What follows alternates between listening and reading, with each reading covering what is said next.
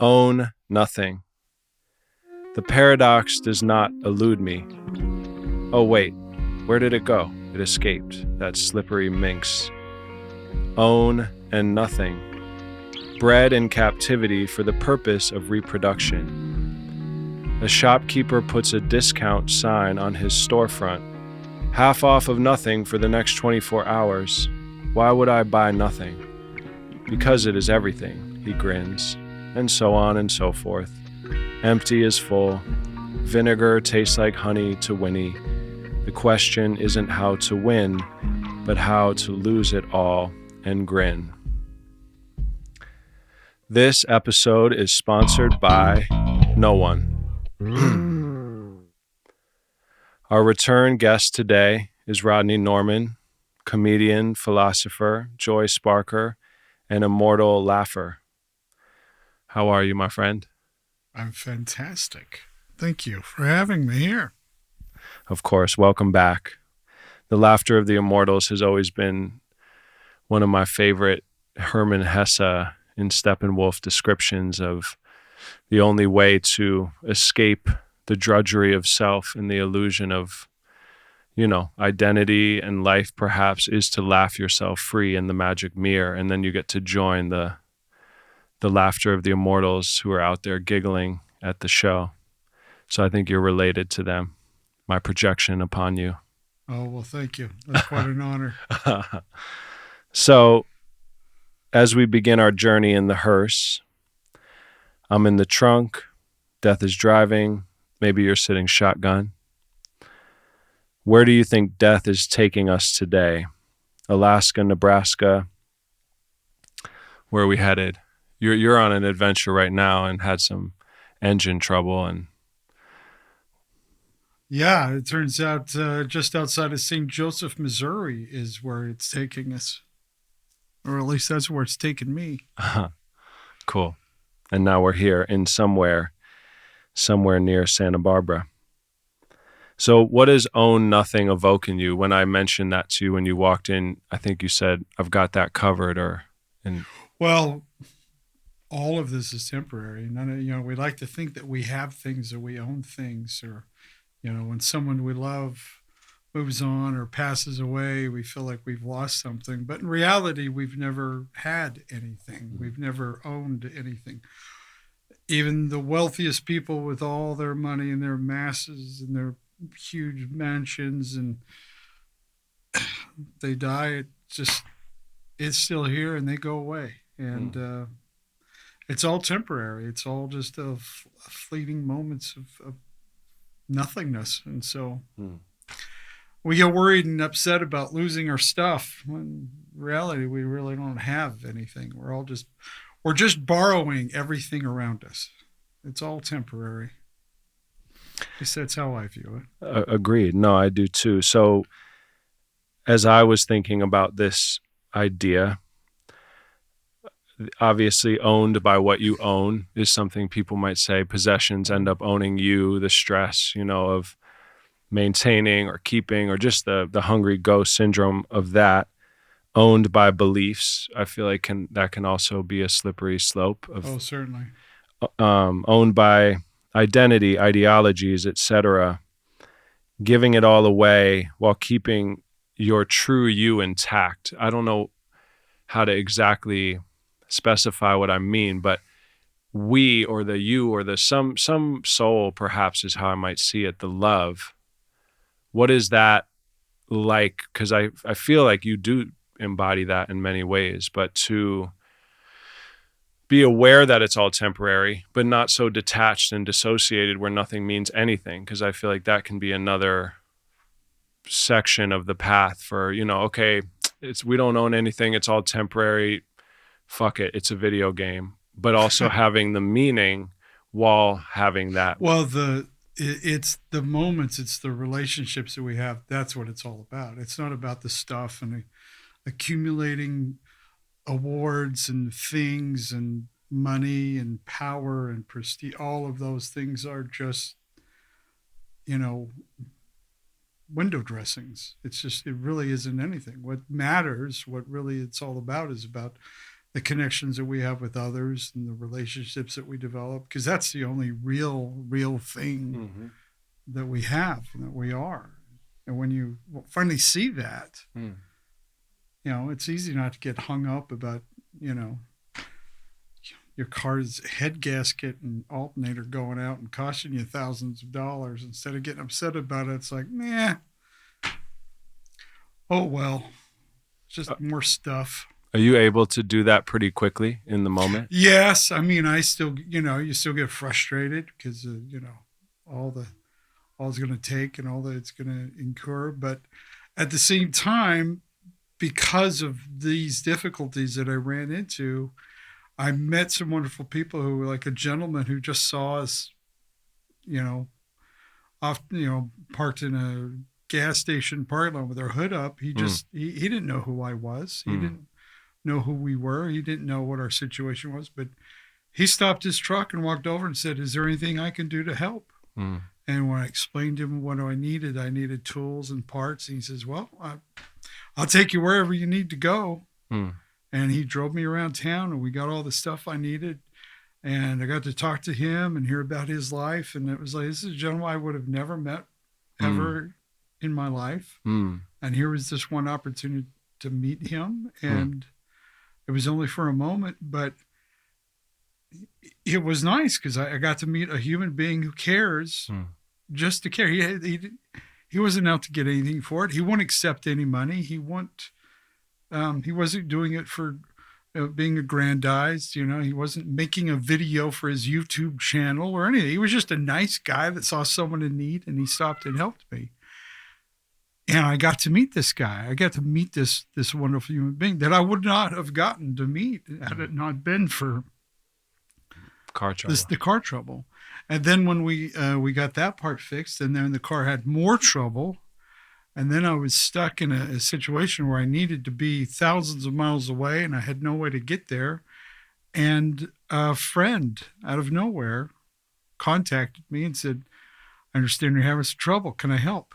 And I told him what my situation was. Next thing I know, he got me a plane ticket and flew me where I needed to be. Wow. And I try to repay him and he won't take it. He just wanted to help. And so in these moments of despair, as it were, I'm finding opportunity where people are, it's like, oh, I don't feel like anybody cares about me.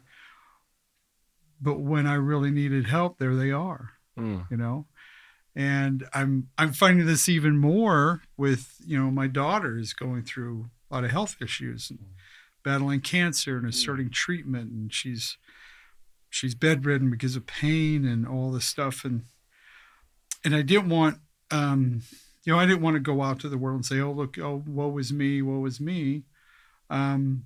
But I felt like I wanted to share what I was the experience with others, and the outpouring of kindness and just concern and love for my daughter, who none of these people have ever met, but they've gone overboard, to show her some compassion and kindness at this time, and it's just overwhelming. So it's like, so we have these moments that are difficult and the draws, in every direction possible. But then out of all of this, we get to see so much beauty and so much kindness and love and grace if we're willing to open ourselves up to it, instead of being so caught up as like, oh, I'll do it myself.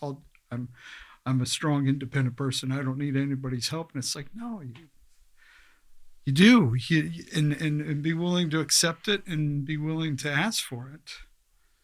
It's a beautiful thing. It's a humbling thing. It's really where you got to kill your ego. And that's what that means is surrendering your pride, surrendering that need to be in control of everything, and just turning your life over to the experience and just enjoying it, being a part of it. It's really beautiful. Recently, this happened the other day on an episode where I had the title, and then I changed it midway because we came up with what I felt was cooler and more alive title. And now I feel like this episode should be called Car Trouble, especially because it's Pink Hearse. So So we might have to do an AKA. Yeah, thank you for all of that beautiful, embodied. We spoke about it a little bit on the last episode, but it's one thing, obviously, to talk about whatever it is you believe. And in this day and age, everyone seems to have opinions, but to embody it and to experience it and to live it, and the poetry of, the pain, and still having those perspectives and walking them means the world. And it reminds me, I've been thinking a lot about religions and beliefs and people arguing. And even if you're aware, one of my favorite artists engaged in a world war with another rapper, Drake and Kendrick, and Kendrick's is like one of my favorite, beings who really, like we talked about on the last one with people like, I guess, Richard Pryor to Mark Twain's, to people who really stood for something and also, made beautiful entertainment. Anyway, all of that stuff has made me feel sicker and sicker and sadder for some reason, the louder the arguments have been getting. And I find myself caught in a kind of catch-22 where I am feeling the anti-belief system in me, where I'm like, wait a minute, you're running around preaching and now I'm falling into the same trap. And it's a nuance. Everything is subtle. And talking with Molly, who's a depth psychologist, my wife, and, I have great people to process. And I think all sides should be welcomed, at least in my experience with her, whether it's the depression, anger, they're all valid and they all have their place. So it's not about eradicating. But my mom sent me this little poem because her and I were talking about just religion, specifically how it can be a little bit blind and maybe hypocritical and divisive, even though it might appear to be connected or trying to connect at its root. And I just wanted to read this. I actually read it on another, but it's called Small Kindnesses by someone named Danusha Lamaris. I don't know if you're familiar. I've been thinking about the way when you walk down a crowded aisle, people pull in their legs to let you by, or how strangers still say bless you when someone sneezes, a leftover from the bubonic plague. Don't die, we are saying. And sometimes when you spill lemons from your grocery bag, someone else will help you pick them up. Mostly, we don't want to harm each other.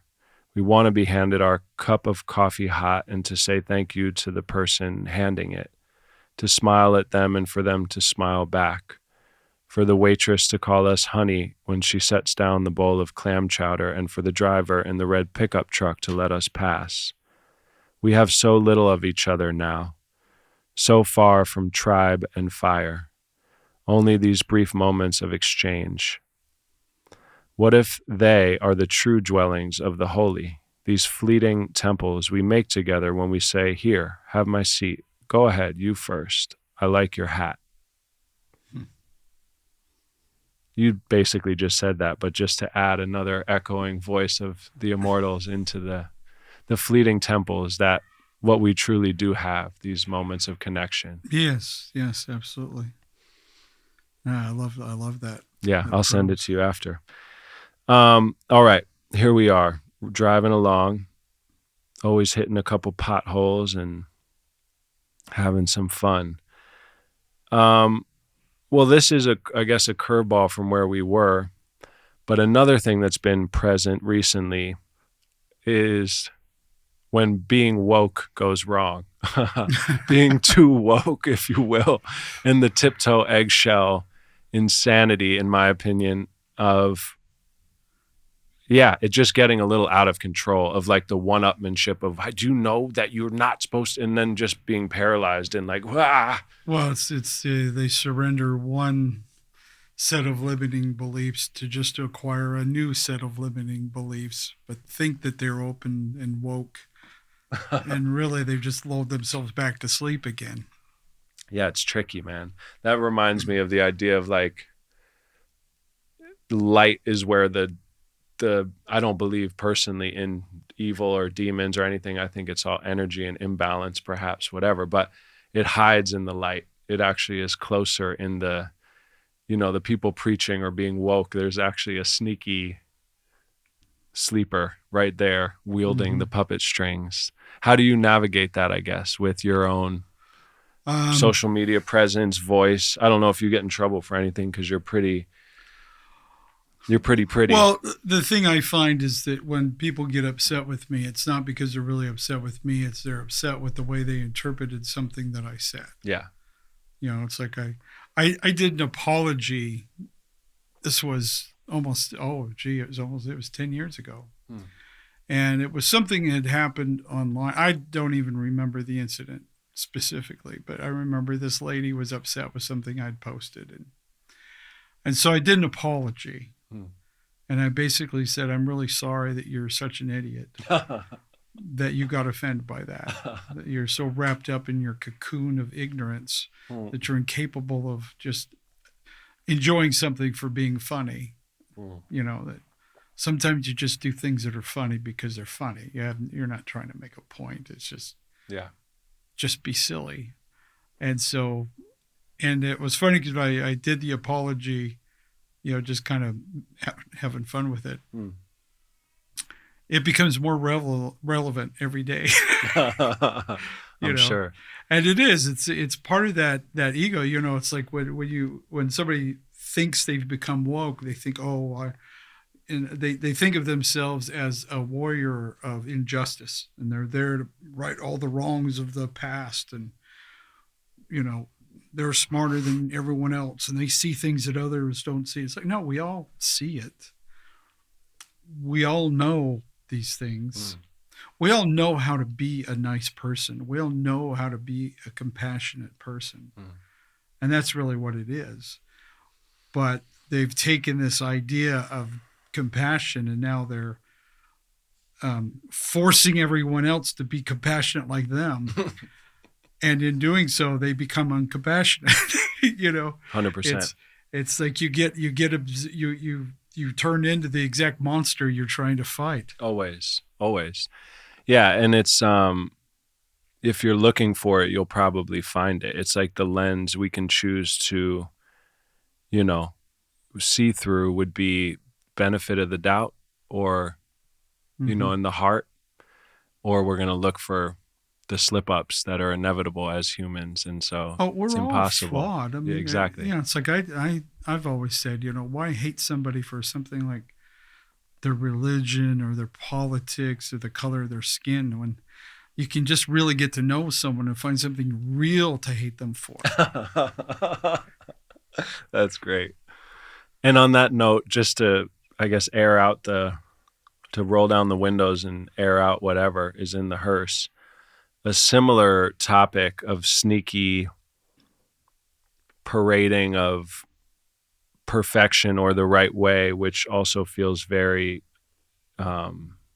tyrannical and dangerous, is the modern kind of online health teacher guru stuff, which my wife, who went to Pacifica, which is a depth program, Carl Jung inspired, etc. So they have a wonderful holding of alchemical, unconscious, just fantastic way of, in my experience, of a lot of cosmologies or ways to look at.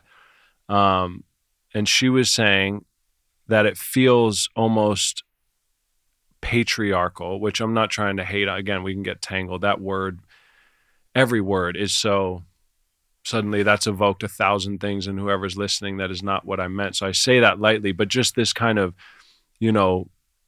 agricultural, plow the land, plow your mind, over-till your soil, over-till your soul, just like grind and deliver, whatever that is, and that mentality, which feels very far from a more matriarchal, perhaps, or someone who's more in tune with their rhythms of their period, literally, all the way to the seasons, all the way to the rest, to the decay, to the expansion, to the et cetera.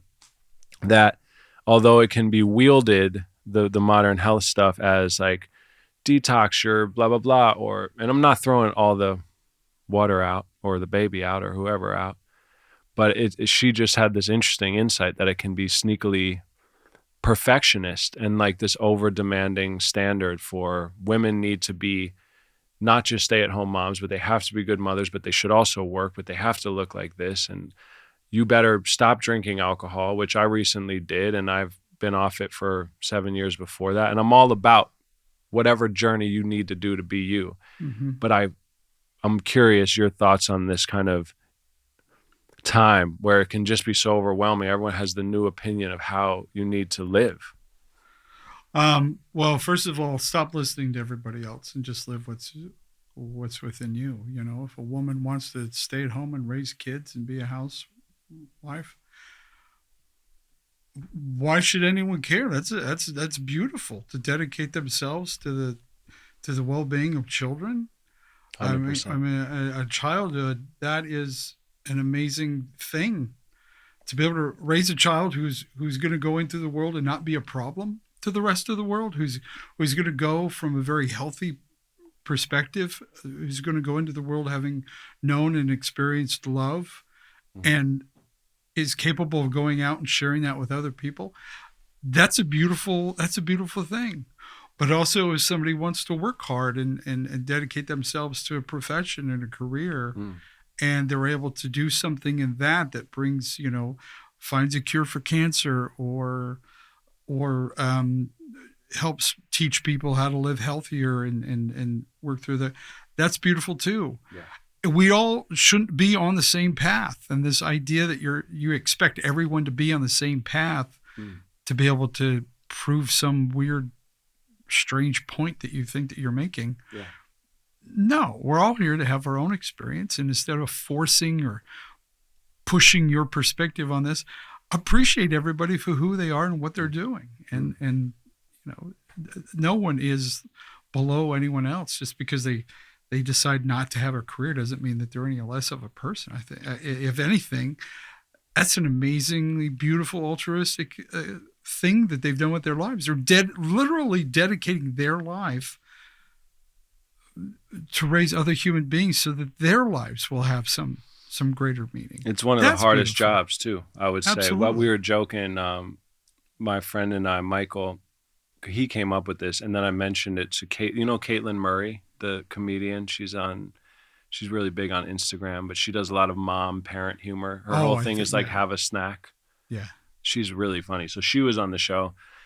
And I told her this, and then she was like, it's crazy. I was literally writing a bit about this. But my friend Michael said back when the jobs were being delegated in caveman times, that the men were like, you know what?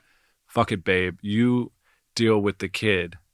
I'll handle the tigers and the dinosaurs and shit. Like, yeah, it's like, you do that. Yeah, you take care of that part. I'll go. That's brilliant. And there's a truth to it. So no, yes. I love that. I love all that. To jump ahead to one of my last little scribbling thoughts for today, and then we'll zigzag. As someone who is quite prolific online with your, like really just steady and prolific, you found your voice, you have your voice.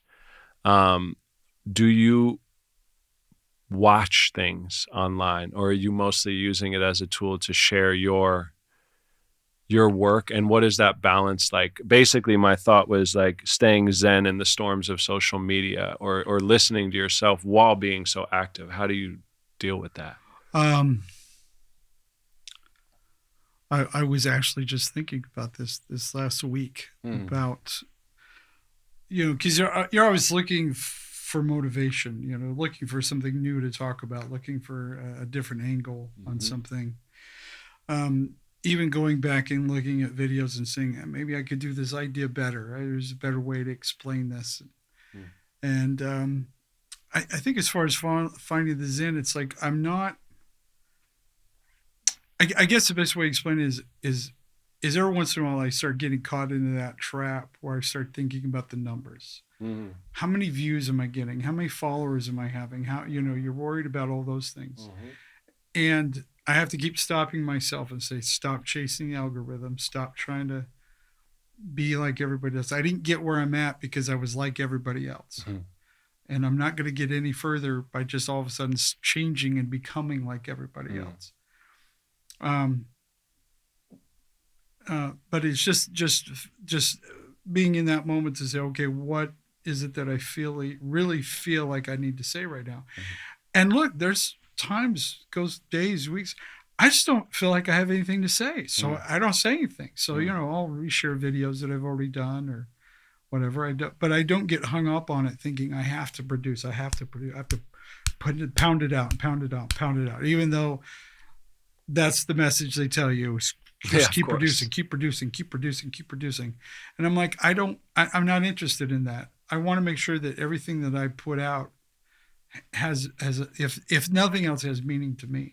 And is connected to the pulse of the moment, like you said, of like whatever you're feeling, even if it's a Yeah. reshare. Like I'm similar. I'll, use older stuff, which is always new to new people, but it has to feel connected to that moment for me. Yeah, there's that moments like, hey, this is something I feel this right It's now. coming back. I'm going to share it again. Yeah, Or sometimes I'll take that and think, okay, there's even a better way to explain this. And so totally. I'll kind of not remake the video, but do more kind of an updated version of how I'm feeling and where Yeah. I'm at.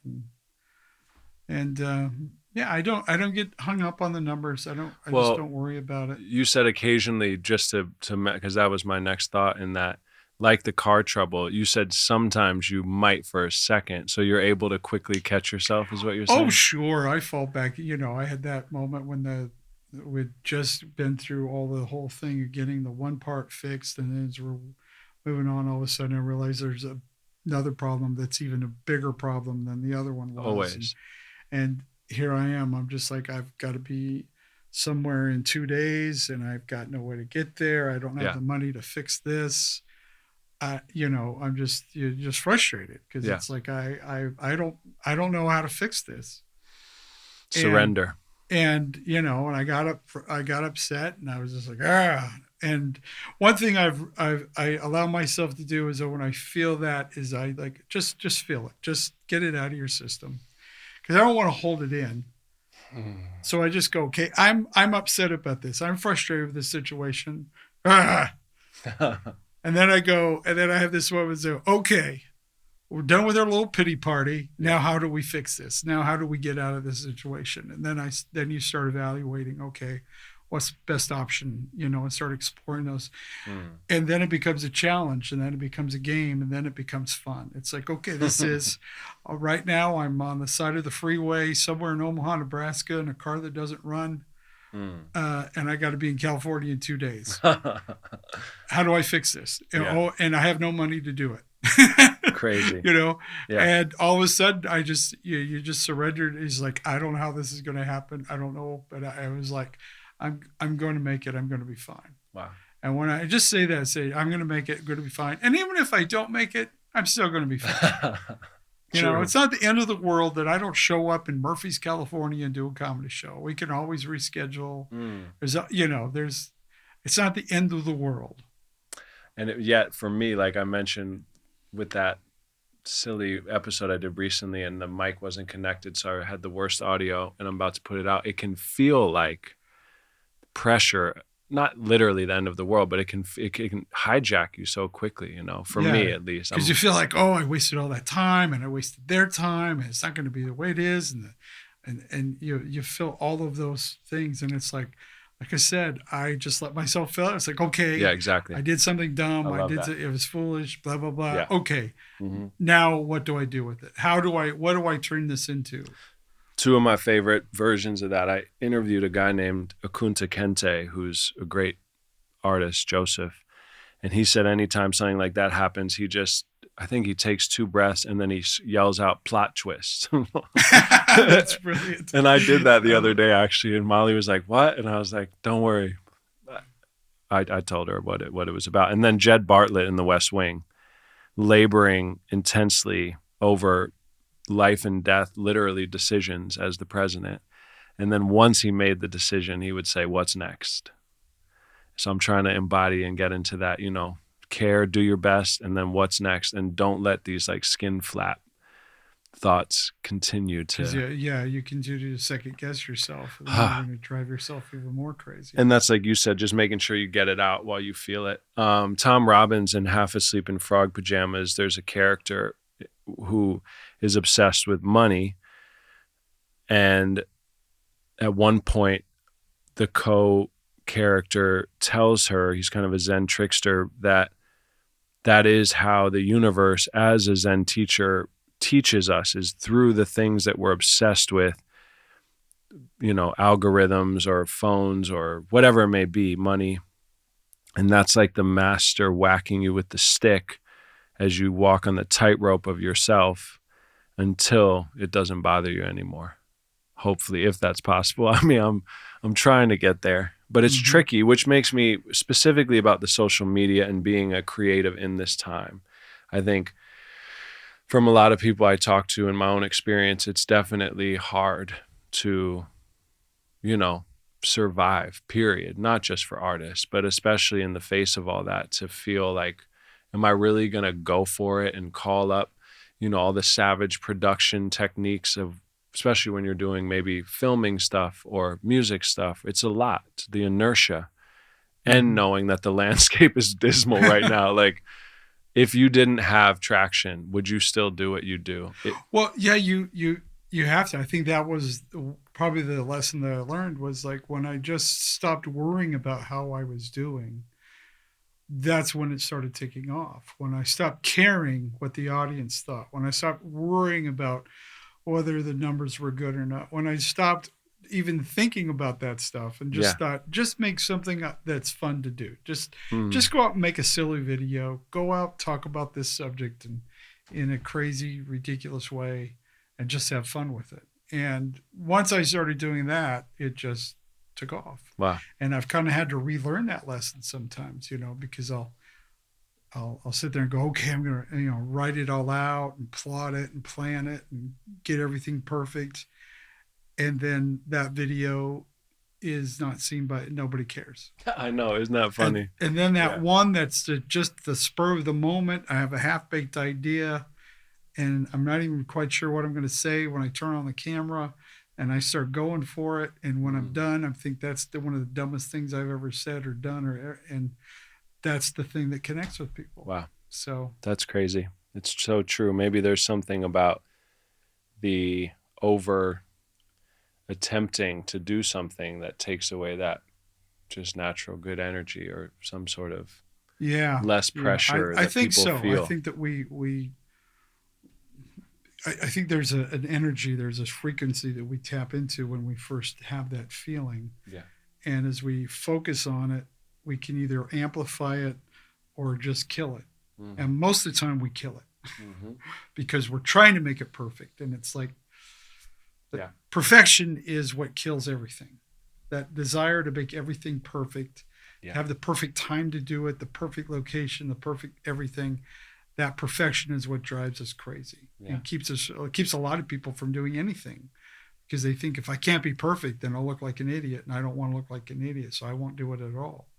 And that's what stops most people from doing anything at all, especially in a creative world. 100%. Which is why recently, partially why, Don Quixote, who's always been a big hero of mine in my own projection of him, like what he represents to me for sure, has been reemerging. And we just finished an album called Endangered Windmills, which I made with my son. It's a rap album, which is a return to my roots as a rapper, which also is an embodiment as a white boy at 11, stepping into this craft, which was predominantly nothing to do with my authentic roots, but loving it so much and gravitating towards it and being a Don Quixote of sorts, I guess, to walk through the mockery or people, especially close friends, being like, dude, are you serious? And then over time, just another initiation. So that's what this project was. But I've been, I want to hear a little if you want, since you said he speaks to you as well. But right now, again, in the world, for me, I'm 37, I have a child. I haven't succeeded in the way, like I was signed young. I had all these moments where it looked like, oh shit, he's blowing up and could blow up.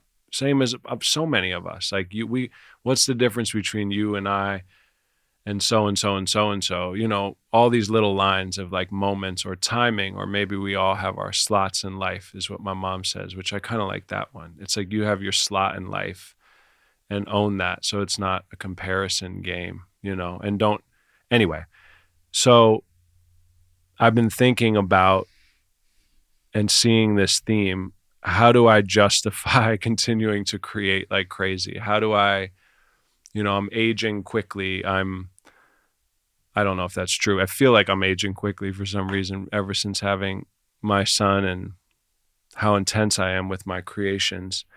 And I have this 5-year-old beautiful boy who's bursting with creativity and trying to keep this dream alive, which is something you do as well. So yeah, just the ridiculous hero for all the Quixotes in the world. Yeah, that's I always identified with Don Quixote because he saw things that nobody else saw. He was living in a world that nobody else was living in, and he made it real. He made it his. It's like that's a metaphor that we should all grab onto. That's why I love the song, to dream the impossible dream. From that to me, that is what it's all about. Is standing up for something and fighting for something. It's brilliant. It's beautiful. It really is. And he's looked at as being a failure and a loser and a little nuts. And it's like that's it. I've always identified with that. Something just magnificent about it. Yeah, and again, now more than ever, especially as the playing field seems to be leveled more and more, where the people who might be following the logical paths are having backfire situations. It's getting interesting. Things are heating up. Yes, they are. Yes, they are. That's why my face is. Well, like I said, you could fall into those traps because you think, once you've had success, you're going to continue to have success, and they don't see. They think it's going to be, it's always going to be there, and it's like, for some, yes, but for most, no. A lot of times, that moment of brilliance and success, that might be it. That could be the end of it. So and what got it there, exactly, just enjoy it. What got it there, if it's a true like vocation, passion that blossomed in the spotlight, can be wobbled by all that other stuff that comes, like you want to stay in that creative blue collar gardener flow to honor the muse, if you will. I think you got to be careful. It's one thing that's always fascinated me was the one-hit wonders. You'd have somebody who would just come up with a song that just connects on so many levels with so many people. It's so unique. It's so different. It's so original. And it's like, how are they not able to recapture this? And you go back and look, and a lot of times it's because they have that success and they think to get that success, they say, well, I'll just keep doing what I was doing. But what they end up doing is surrendering that. There was that one moment where they just threw all caution to the wind and said, I'm going to go for it. And then they want to keep it going. So then they hunkered down and start playing it safe. With that thing they found. Yeah. Yeah. And what ends up happening is, the law of diminishing returns, where it just never has the same impact. And that's why I always say, if you hit viral, don't try to capture it again. Don't try to do it again, because you end up destroying the original. You know what I mean? Yeah. The best thing to do is just step back and go do something else. 100%. At least that's the way it is for me. I mean, if I always try to do the same video, it's never happens. Yeah. You're never going to capture. You got to just be pushing the envelope and just keep showing up. Just keep showing up stubbornly, relentlessly with that. I remember, because I've invited you to collaborate on a fair amount of posts with our first project, and there was one day that just like hit, and it's like that kind of thing. You can feel it. Who knows why it hits the tender hearts and minds of people in a certain moment, and it just starts to go. But it's no different necessarily than so. Yeah, you never know. You never know. There's times where I've done something and it didn't really connect at all, and then months later, out of nowhere, all of a sudden it starts going crazy. Exactly. And that's the Quixote kind of, the odds stack against you, the narrative you're telling yourself. You're like, well, I've been doing this 25 years and I still am not making a living off of it. Well, and it's like, no, you got to just commit, I think, at a certain point. If it's truly who you are, it doesn't mean you don't of course you bend, you adapt, perhaps you're going to be a great teacher, or you're going to, whatever it is. But once you identify that, it's pretty maddening, actually, when you really, I've found that to be like, you want to stop it. It's almost like a suicide craving of the passion. It's like, I don't know how to live with this, but I can't not. Please help me, show me the way to, it's tricky. But I think you said, go. My bad. Yeah, I think I know for myself, I'm addicted to the chase. I enjoy, I've gotten to the point where I enjoy the failures, because it's like, oh yeah, I'm comfortable here. But at the same time, when it's successful, I enjoy it. I don't sit there, I don't sit there and think, oh yes, well of course I'm a magnificent individual, and brilliant. Of course this is because of me. Instead, it's like, you go fishing. I love fishing, because it's like, as much as you can have all the fancy gear and have all the years experience and everything, and you could be out there fishing and get nothing, and then some kid with a $4.99 pole from Walmart with the some little plastic nonsense that as the bait throws out there and hooks the biggest fish that you've ever seen. Exactly.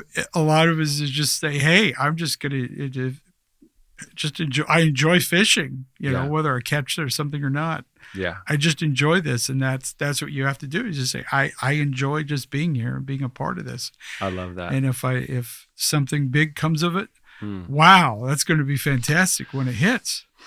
Yeah, Vonnegut said, make something like making art. It's not about making a living. It's about making your soul grow. So anything that is soul making, whether it's, for me, shooting hoops on that teeny little thing in the living room that I do for a couple hours a day, and the thrill of when I feel that swish every time, it's the same. It's like, that feels so good. And then when you miss it, you're like, when you feel it going up, all the way through, you just know it. You just know it. You just feel it. You do. It just came out the fingertips just right. For real, though. It's true. So let's see. Well, a couple things that came through. I want to feel into what feels right to post in this conversation in this moment. The vinegar tasters came up talking to my dad the other day. Are you aware of that old painting with Confucius, Buddha, and Lao Tzu? No, I am not, amazingly. So for this part of the flow, so there's a painting apparently that represents Buddha, Confucius, and Lao Tzu. And the idea is that they're all tasting from one pot of vinegar, and each of them has a different expression representing their philosophy, and the vinegar is life. And so I forgot, the Confucius and Buddha are in some form of it's like Confucius was kind of strict in life, needs to be organized, and like you need to kind of dominate through etc. So he's having kind of a scowly sort of expression, I believe. I believe Buddha might have a bitter flavor face, because life is something to be kind of life is suffering. Life is suffering. Exactly. Yes. And then Lao Tzu is smiling because everything is exactly as it should be all the time. That's beautiful. I'll have to find that. Yeah. And that's what I meant with the vinegar and Winnie the Pooh. And Winnie the Pooh is a big part of the first episode we did, in A.A. Milne. And I just picked up a new A.A. Milne for Rock and I at the library. Not really a question in there, but I guess the perspectives and the vinegar felt good. And then the idea of killing Buddha, if you see a Buddha on the road, kill him. I believe Buddha said something to that effect. Yes. Don't feed your guru. Don't feed the gurus. If there's a zoo of gurus, don't feed them, because they're dangerous. Yeah, I guess we've already touched on that, but if there's anything you've found on your continued journey of just being okay with the terror of like everything. Just being okay with it, we don't know. A quote that I came up with that I love to share with people. I say, most of philosophy isn't about finding the truth. It's about how to live without it. Interesting. And we don't know everything. We think we know everything. We think we can find out everything, but we can't. We're very limited in what we can even perceive going on around us. 100%. And yet we have this arrogant idea that we know what the truth is. We know what life is about. Oh, I follow the science. It's like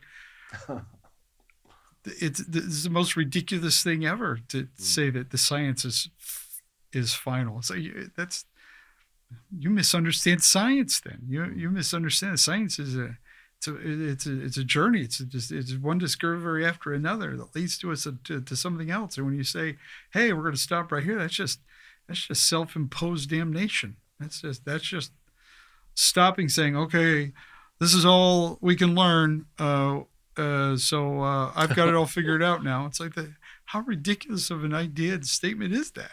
And yes, it's terrifying. We have no idea where all this is leading. We have our ideas, we have our thoughts, we have our feelings, we have our beliefs, but ultimately we don't know. And it's just being okay with that. It's like I have faith in whatever being it is, or universe or whatever, that somehow this all works out. And if it doesn't, that's probably okay too. Yeah. It's not like I had any other plans. I love it, man. No, and I think what we're seeing in the world's heating up perhaps is a melting down. It's like I forgot if it was the kaleidoscope metaphor my dad used to talk about, but if life is that ever-changing kind of lens, right? Mm-hmm. But then we see something that's horrifying, and we often will get stuck there, or we'll try to stick it because we're like, this is the worst, everything is horrible. Or we see something that's really good and we're like, oh, well, keep this, and it keeps trying to turn. And the more we try to hold it, the more resistance builds up, and then it has to like burn down or break. It has to keep going one way or the other. And so perhaps talking about what you just said eloquently, finding a discovery and then wanting that to be cemented as the thing, which not started, but even Moses is an example of that with like, Yeah. This is the word. This is it. Well, one of my favorite things is the 10 blind men who are brought to an elephant, and they're all each touching a different part of the elephant. And says, oh, it's a big, huge leaf. No, it's a big rope. No, it's a big tree trunk. No, it's a small tree trunk. And, all of these different things, and they're all right. But at the same time, they're also all wrong. It's crazy you just brought that up, because I thought of it like 130 seconds ago, to be exact. And my dad has a reverse version of that. I was going to say, from the perspective of the elephant, who's like, would you fucking get off me, you motherfucker? Stop fucking touching me, man. That's brilliant. So that's crazy you brought that up. But yeah, I mean, the burning down perhaps now is, I think of like companies are a version of that. Like, okay, you have this great idea, you've built a company, maybe it got successful, and now it's imposed upon your lineage as the you know what I mean? It's like, yes. This is, and it's like, whoa, wait, what about my ideas? What about the new? Yeah. So there's something about the perpetuation and the great fight against the unknown that we're seeing everywhere. And it seems like, not to romanticize times that I was not a part of, but it seems like indigenous cultures, a lot of them had a better rhythm going on with the flows and respect of the things, and maybe enjoyed the experience of the universe, and were able to understand death and time. Certain tribes are more in tune than others, but yeah. Of course. Yeah. I don't mean to say all. But yeah, absolutely. But like on this land, it was very Chumash tribes. And anyway, it's interesting. Hopefully we're melting back down to more of a I think flow. that more and more people are starting to just realize that just having lots and lots of stuff it's fine, but but there's better ways that we could all live, rather than dedicating our resources to bigger, faster, more powerful cars and all these things, and faster computers and faster internet speeds. We realize that, hey, maybe having a nice place for kids to go and play is more important than that. Maybe just families being able to just live their lives and be happy and not have to be worried about where their next meal's coming from. Yeah. But allowing the system to work the way it should, rather than trying to impose it. Like every time everybody says, "Well, we should have the government do all these things," it's like the government caused all of these problems. It's like we all could sit there and go and point our fingers and say, "Here's where." Or every time you give ultimate power to any organization, they do horrible things, and then you think the solution to all the horrible things is give them more power. It's ridiculous. It's like, no, we need to find a way to get people to become embodied in themselves, to create a system that isn't just constantly taking advantage of each other all the time. If you give your power away to anything, it's that it becomes a problem, I think. It's exactly that. If you give your power to another celebrity or another idea or your partner or anything, it's like my dad also said, if you don't occupy yourself, something else will. It's like a simple way of saying it, but it's, if you allow there to be voids in your life, something that you don't want to fill deal with. Exactly. That you want to delegate, so the servant is the master always, I think, in many ways, perhaps, to use big grandiose metaphors. I wanted to, I don't know how long we've been flowing here, but we have some poetry. We have to film you holding a balloon dramatically, somberly, gazing at the ocean, engaging with the unknown and being okay with it while my son and I play wiffle ball. Yeah, exactly. That is the question.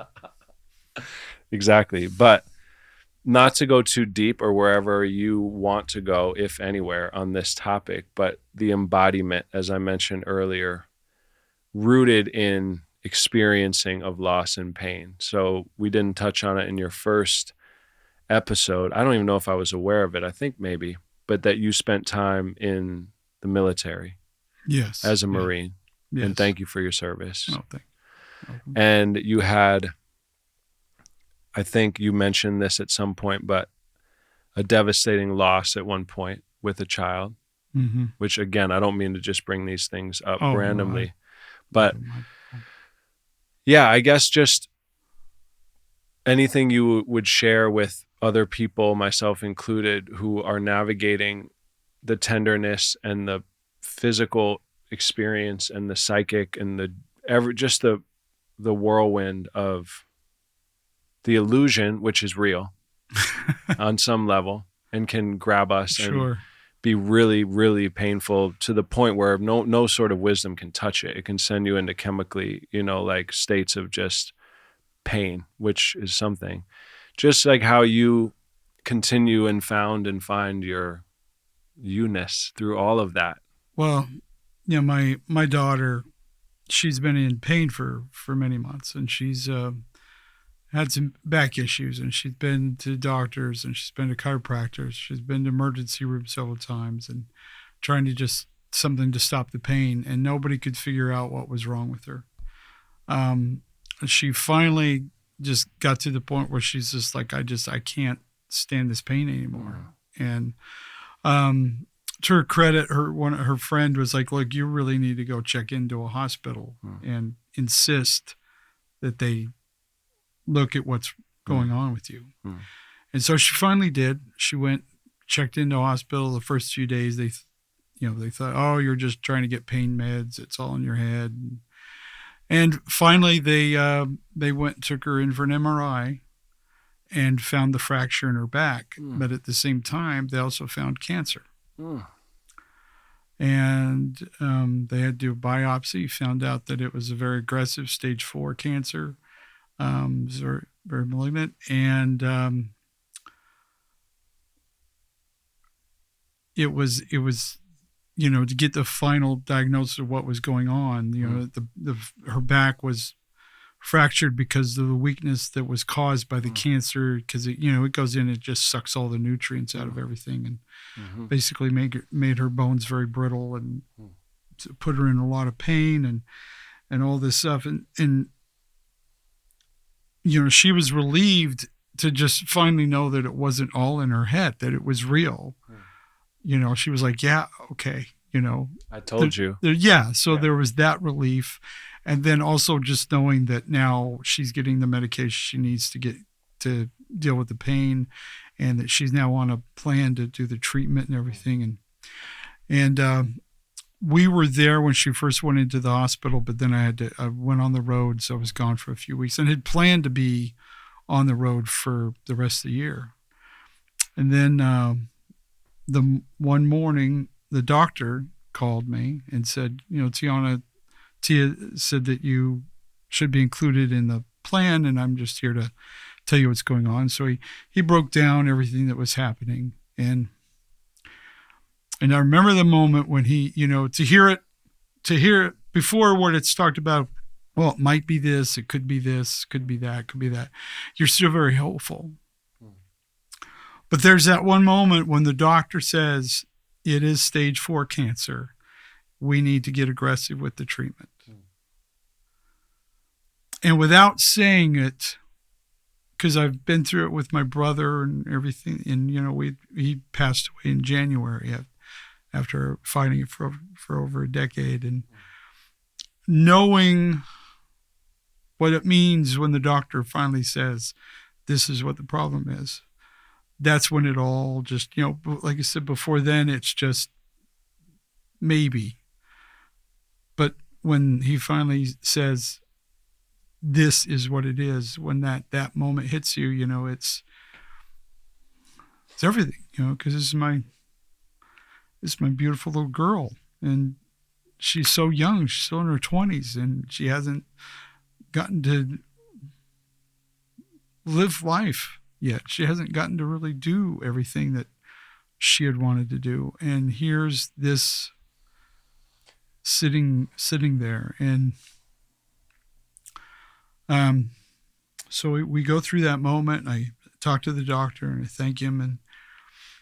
And then, she's on the phone, because I've seen what this does. I've seen what this journey is, and it's not a pleasant one. It's a scary one, and it's one where it's a lot of blind corners, because you have no idea what's coming around, and everyone's journey is different. Yes, it could be over very quickly. It could be.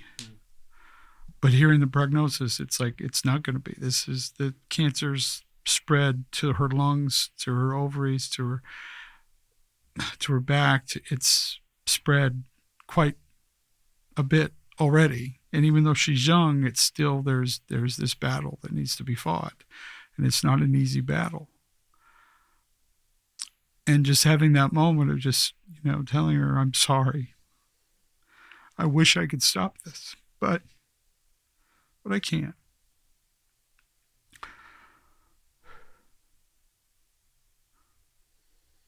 But knowing that we could be there for her was all that mattered to me. And we had plans, other plans that week, that we were going to stay where we were at. And when the phone call was over, I just looked at my wife. I said, we have to go home. We have to leave now. And we've got to go be with her. And we weren't in a situation that was, that was a good idea, that was the best idea, that if you were, we didn't have the money to do it. We knew it was going to be a burden to do it, but I knew that being with my daughter at that time was more important than anything else. A few credit cards got to go unpaid. The house payment's going to take a little bit longer to get to.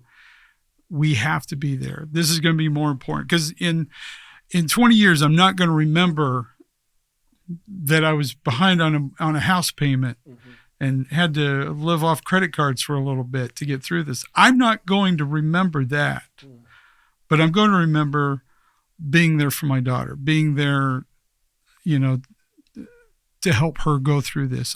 And that's what was more important to me than anything. And when you evaluate that to everything else in life, all these things that you think are problems, in a year, you won't even remember what they were. You would completely forget. I mean, think about 5 years ago. What was the most biggest problem you had 5 years ago? I bet you can have any idea, unless you wrote it down somewhere. You have no idea what it was. You have no idea what that problem was. And if it stuck out, then it was a significant, like, heart initiation of sorts. You know what I mean? Like a death or a birth or, the little stuff doesn't mean nothing. Yeah. When someone dies, and like when my, hearing my niece call me to tell me that my brother had died, I've been expecting it for years. But when it finally hit, it hit hard. And at that moment, I'm not thinking about the fact that I gained 5 pounds or maybe my blood pressure is a little high. None of this stuff, behind it, none of this stuff matters, at that moment. And when you realize that none of that matters at all, yeah, it's like, it's just stuff. It's just, we all have bills to pay. We all have problems. We all have, difficulties at work. We always have difficult people in our lives that we have to deal with. But when it, comes down to it, it doesn't really matter. There's an acupuncturist guy named Don Ha, who's a fantastic maniac, poet, explorer, and he told me once that, I think these are his words, I'm not sure, but that life is a deadline to love.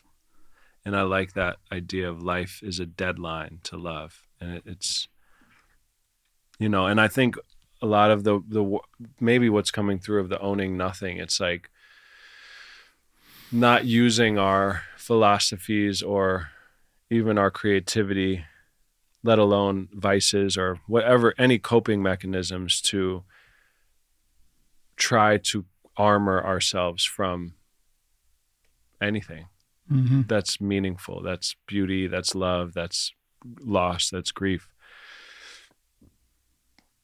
I don't know, just being naked in the storm and but then not losing our minds. I don't even want to say I'm sorry, but obviously, I mean, I just feel for you, man, for all of that, I appreciate it. Yeah. But, as I like to say, look, all of this has a deadline. We think that it's going to last forever, but there's an expiration date on everything, on your car tires, the tank of gas you just put into it, on your ass, your own butt, everything. There's an expiration. Your relationship's all going to change. I know. Just all the stuff, the food, the fancy cars, your phone, everything has an expiration date. None of this is going to last forever. But that's the Demetri Martin joke that I think I may have told you, but I've said before. Do you know him, Demetri Martin? Oh, yes. Yeah, he's funny. He does this milk joke about, which is a perfect analogy for what you're talking about, because I believe, I'll say the joke. He says, milk's a funny thing, It comes out of the udder. It's fresh. It's delicious. You put it in the fridge. It's great. The next day. And, after a little while, it starts to be a little sour, not so good. Then worse. Then suddenly like, oh, this is fucking disgusting. And then suddenly it's cheese. And he goes, way to turn it around, milk. He says, that's I go over to my friend's house and it's like filthy. And I start to pick up some. He's like, no. Leave it alone. I'm waiting to see where this is going. But I feel like that is that life is cheese, or like God is cheese. Yeah. I don't know if that makes sense. No, that does. But if we let it, if we don't try to throw it away, I don't know what the man now poured out. Yeah.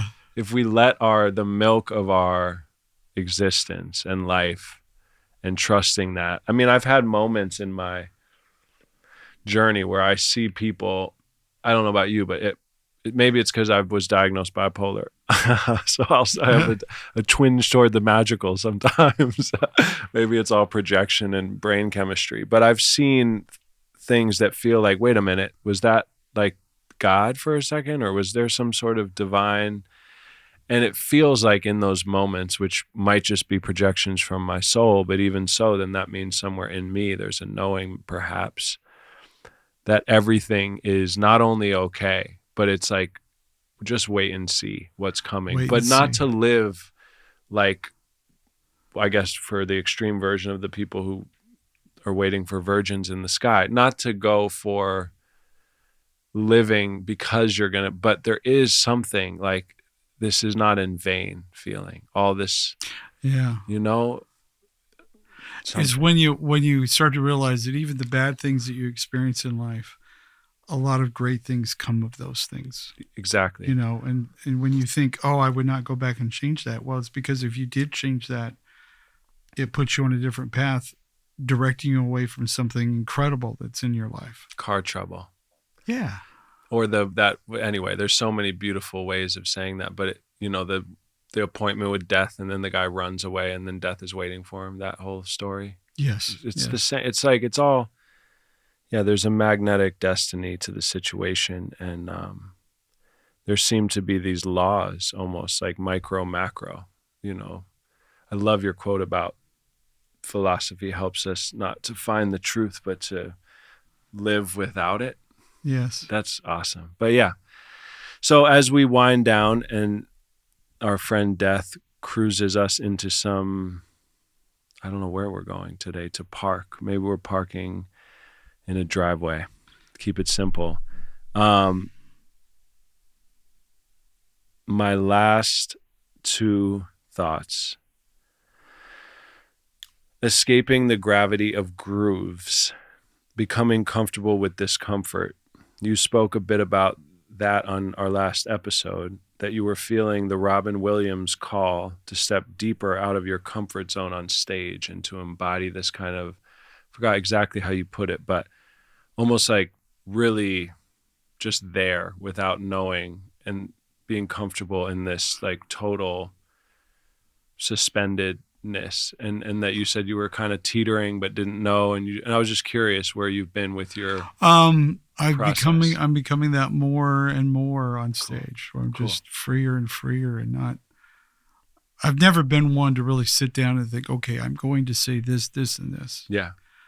Just kind of I have lots of stuff that I have in the repertoire, and I just Yeah. use it wherever. But I find myself experimenting more and really pushing myself to just have more fun on stage. Being more Because comfortable. Yeah. it's funny because I don't get stage fright. Because I've performed so many times and I have so much material. I know I'm not worried. I know it's going to go well. Yeah. And I'm kind of craving that feeling again, that feeling of unsurety. The butterflies, You don't get it ever, even like today? I just don't get it. And I want to. I know this sounds crazy, but I want to. I want to feel that nervous energy. I get it. I got it today. I just get it. Even when it's like AJ's coming over, I get it. See, Anybody. I just want it. Let's trade places for a day. Sure. I'm like a trembling nerve. I go to the grocery store and I'm like, and I used to be so charismatic. It's such a funny time. Anyway, enough about me. What do you think about me? Do you know that joke? The joke, what does a narcissist say?